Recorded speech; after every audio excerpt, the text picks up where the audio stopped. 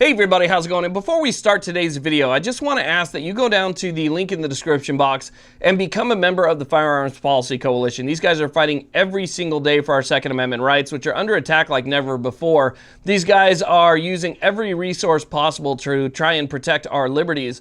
Also, when it comes to the magazine ban in California, if you want the immediate word and the final word that you can actually purchase mags in California, so you want that email to hit that says, hey, go buy that 30 round, go buy that 60 round or something like that, join their newsletter. The second that they hear anything about being able to purchase magazines, and I can tell you these guys are on the front line so they know, the second that they know anything, they will put that email out to you that says you're green lighted, go get what you need to get. So again, join the Firearms Policy Coalition, donate when you can, and join that newsletter for more information. Hey everybody, how's it going? And welcome to Daily's 2A News. I've been trying to go live all day long about this topic, but I don't know if maybe YouTube just doesn't like the topic or what it is. But right when I get to the point where you go live, so I already have a thumbnail, title, everything's already in there, but I click go live and it tells me this browser is not supported for live streaming. And it doesn't matter what browser I use 3 different browsers. They all said the same thing. So I just decided to record a video and kind of give you guys a brief update as to what happened with the oral arguments this morning in Duncan V. Becerra. That is the California magazine ban case. That's the one that is responsible for our first Freedom Week. So this is a big case because it was being heard by a 3-judge panel from the 9th Circuit Court of Appeals. So we had people for the Second Amendment, we had people for the state of California. They were able to give their arguments, and now they're going to go ahead and go back and think things over. So it's a really important time in this case, and I wanted to bring you guys the information. Not only are we going to talk about the oral arguments and what was said and, you know, some of the back and forth and so forth, but I also want to talk about what happens now, what happens next, what can we look forward to, and if everything goes through, what can we expect then?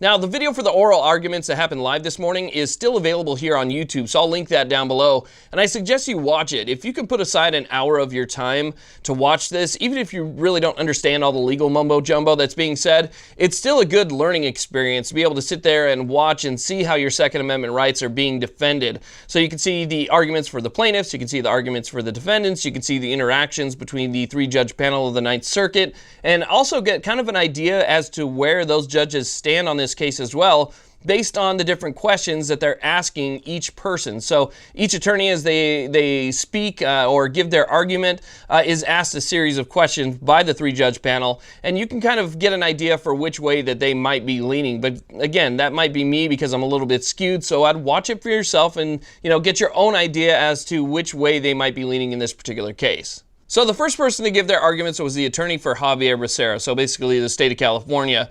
Now, in his argument, what he was trying to say was, by limiting magazine capacity to 10 rounds, you are lowering the lethality of firearms that could be used in mass shootings. He went on to give certain facts and details and statistics that would help kind of back up his case. Now, when he started doing that, he was very quickly and abruptly stopped by the judges, which is common, but he was stopped by the judges and asked a certain amount of questions. I want to try and roll in some video here of one of the questions because I think it's very important to hear this specific question and his response to this question, because honestly, to me, this is a very logical and good question to ask. California's law sets the maximum capacity at 10 rounds, which is far above the average. And it doesn't except there are a lot of firearms that you know, the common firearms for self-defense, a lot of them have 17, 14, 16, any number of those. And so when you just decide to pick 10, then next time if we say that's okay, you come back and you say, well, now we only think you need 5. And then we only think you need, I don't know how you do 2.7, but so maybe you'd round up to 3. So it sounds like a pretty slippery slope, whereas if you look at the weapons that we have out there that are self-defense, the ones that have been commonly used, and what the magazines are, 10 seems to be sort of a random choice. So the weapons that Your Honor refers to can operate with magazines with 10 or fewer rounds. And those weapons are possessed in the state of California, and they can use California-compliant magazines. And I just want to make clear there is a limiting principle in the state's position here. And it's the same limiting principle that the First Circuit seized upon. We are dealing here with a 10-round limit. If there is some lower limit that's imposed by a jurisdiction, then the court will have to engage in the part of the second step analysis concerning the severity of the burden to determine whether the limit is too low. And there may be some threshold. The record doesn't identify necessarily what that threshold is. But let me ask you, I think Judge Lynn had a question maybe, and I my mouth opened a second before. Did you have a question, Judge Lynn? No, go ahead. Okay. So there may be some limit that is too low, and it does actually impose a severe burden on the core right of self-defense to use a firearm in defense of the home. And then that would trigger some form of... Well, so obviously having a firearm and having zero would be too low. You would concede that, right?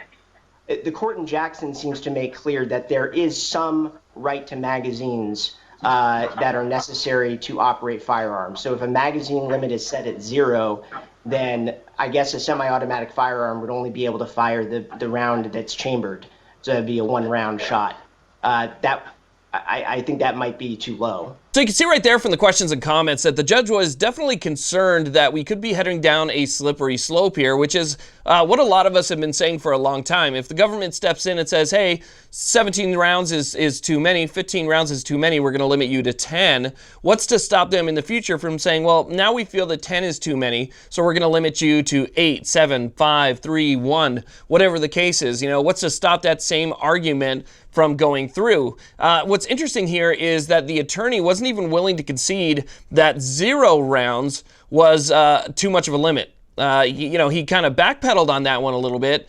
He talked a little bit about maybe 1 round was even too much, but even still, he wouldn't, necessarily back off of that. He wouldn't concede that it would be unconstitutional to limit people to 1 round. So a very interesting question, a very interesting thought process, and it was just absolutely stunning to see how far the state is actually willing to go with this. 10 rounds, I don't think it's their magic number. I think eventually they would ask for more. Now, another really good exchange is when the attorney for Xavier Becerra was giving his statistics on home invasions and defensive situations where only 2.1 rounds needed to be fired on average, and so 10 should be perfectly fine.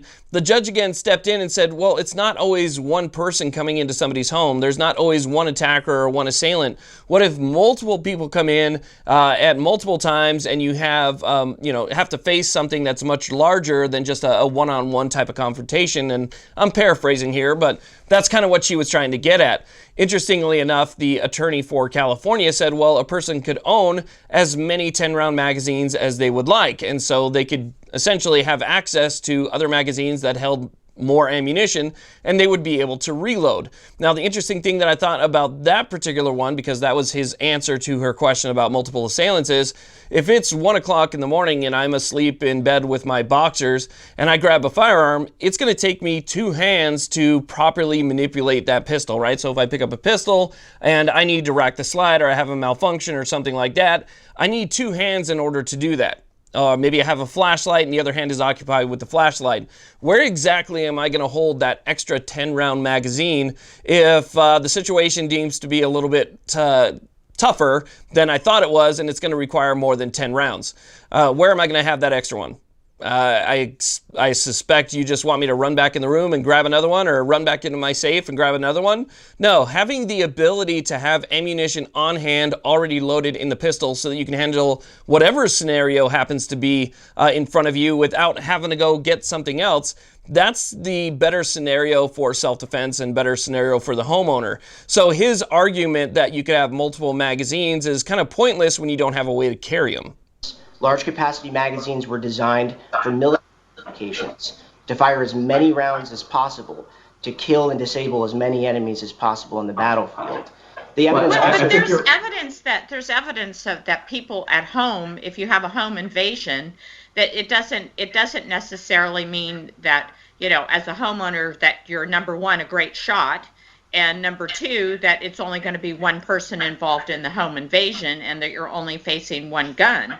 So I think that there seems to be some evidence that, that people need more than a few bullets sometimes to defend themselves in the home. Now, in comes the attorney for Duncan, and she is one hell of an attorney, let me tell you. She had some excellent arguments. She was very well prepared. She had her case law down. I mean, she was ready to go, and she knew what type of questions might be posed to her, and she had the answers, and she was able to answer them in a way that I think the judges could understand fairly well. The only thing that I would change here in this scenario, especially when it came to the pro-Second Amendment attorney, is that when talking about a pistol, like let's say a Glock 17 or a SIG 320 or something, let's say it comes with a 15 round or a 17 round magazine out of the box. That's what it would normally come with, unless you live in a restricted state already.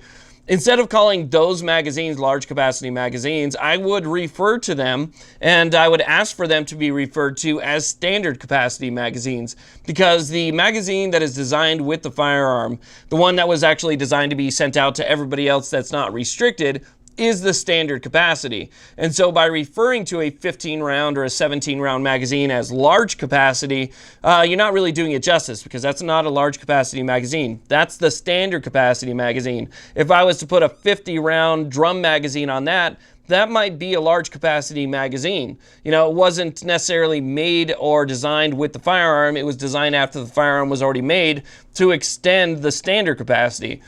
10 round capacities would be low capacity. Okay, so that would be a low capacity magazine. You have a standard capacity, and then you have a large capacity. In the terms that they were talking about today, it seemed like they only saw black or white. You either had the restricted 10 rounds or everything above 10 rounds was large capacity. And so you're not really doing the argument any justice if you've already conceded that there is no standard. Now, one of my favorite arguments that the attorney for Duncan had was when she referenced Heller, and she had referenced Heller multiple times.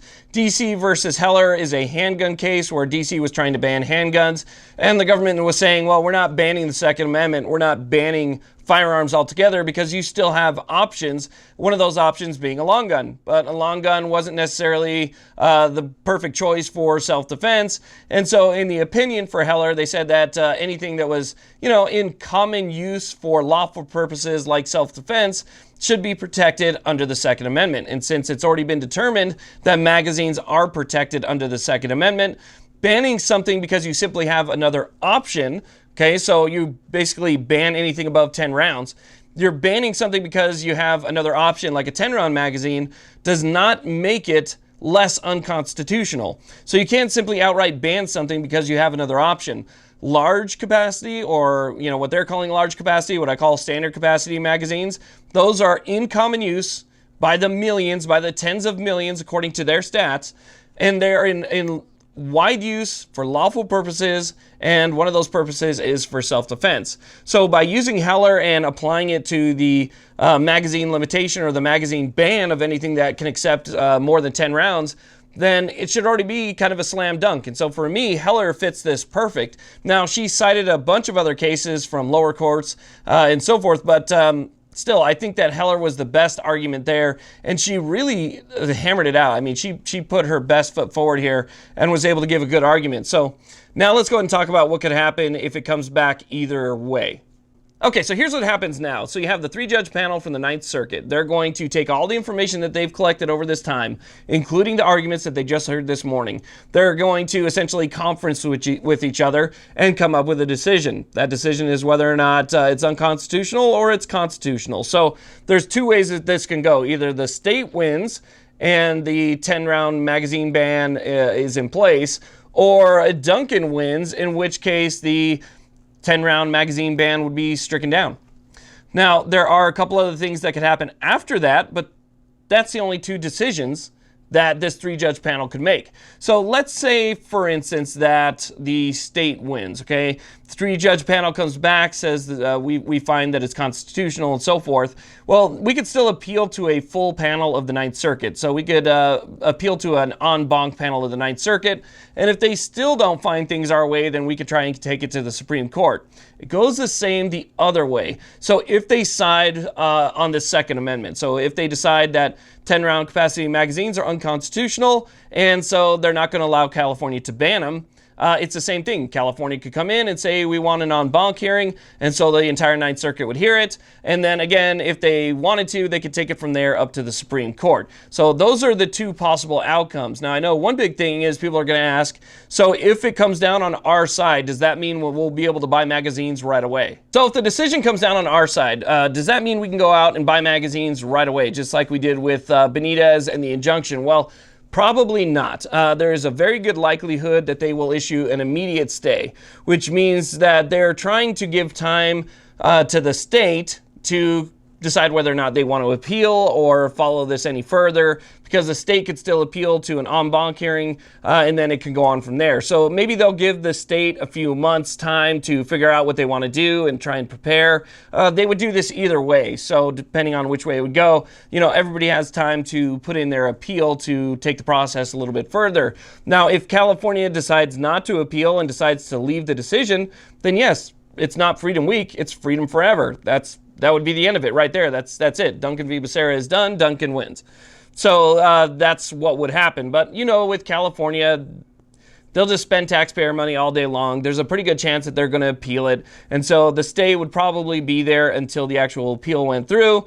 And then once it was heard en banc, if we won again on that one, then the state would probably get a chance to determine whether or not they want to take it up to the Supreme Court. Supreme Court hasn't been hearing Second Amendment cases, so, you know, we'll see what happens there. But seeing any immediate effects from this, like the ability to purchase magazines, probably not. The best way to find out quickly whether or not magazines are going to be available to buy in California is actually to subscribe to the newsletter over at the Firearms Policy Coalition. So trust me, the second that this comes down, you're going to start getting emails and stuff like that saying, you know, you're good, go buy magazines. And I trust the Firearms Policy Coalition 100% completely. And if I get an email saying, hey, you're good to buy 30, 40, 60, 100 round mags in California, go nuts, then I think everybody in California should go nuts and buy whatever they want. So it is kind of up in the air. It's exciting because it is movement, and it's a pretty big movement. This is a major decision, but at the same time, I'm not sure what the effects are going to be immediately. So anyway, you know, that's kind of what happened today. I'm sorry that everything took so long to get out. I tried my best to go live, but it just wouldn't happen. But I want to thank you guys all very much for watching anyway. Have a great day.